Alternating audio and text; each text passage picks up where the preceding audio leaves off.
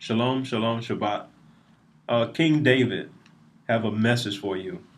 King David left some messages in the book of Psalms. In fact, I want to tell you that King David left the Torah, the first five books that Moses wrote. David wrote them in the book of Psalms. Get a pencil paper, or you can listen to it later on again. King David left you a message. He wants you to read this for the Hebrews today in America, the tribe of Israel. King David left you some messages.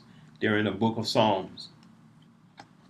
In the book of Genesis, chapter 1 through 41, it talks about the Genesis, the creation of the beginning.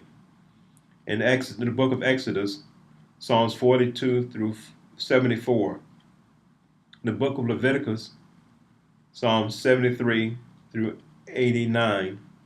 In the book of Numbers, Psalms 90 through 106.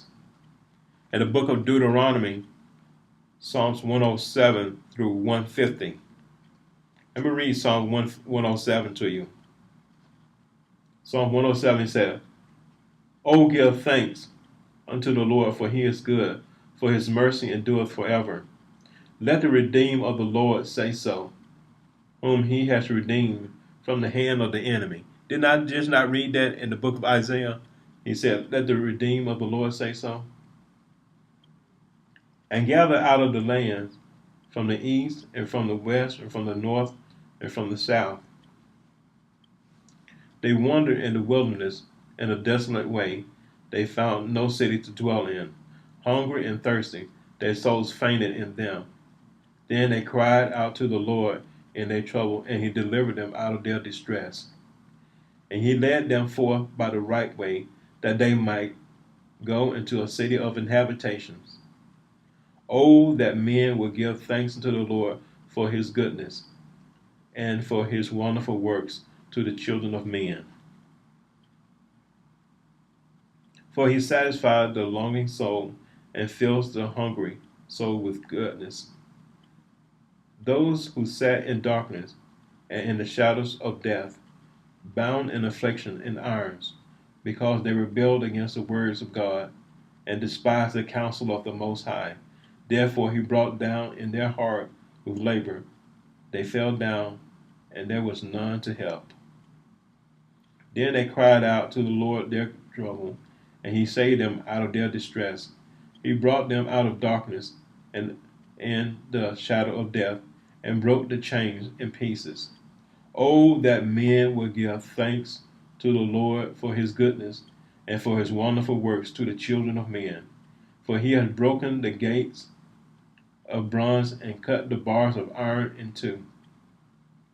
Fools, because of their transgressions and because of their iniquities, were afflicted. Their soul harbored in manner of food, and they drew near to the gates of death. David said, "Your table has almost been your death." He said, "You're eating pork. God almost killed you instead of letting you live to redeem you out of Israel. Israel, you got to stop eating this pork. If you love the Lord, you got to keep his commandments. Stop eating them sausages and bacon and ribs."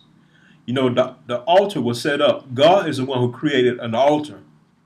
He is the Redeemer. He's the creator of the world. He created the altar. And the altar was made to have sacrifices on for him. Don't you read your Bible? Don't you know what altar sacrifices mean? It means to sacrifice to the Lord. But you're sacrificing idols, pigs, and the pigs are a detestable thing. Read your Bible. Read Isaiah chapter 66 and chapter 65. He will tell you what God think about idols. In fact, he said he's going to kill you in the garden, underneath the shade tree. God see you. He watches you. And for his mercy, he has not slain you. But I'm warning you today, black Americans, Israelites, stop eating pig and stop barbecuing outside. If you want to barbecue something, barbecue some vegetables. But stop barbecuing pig. God's going to slay you.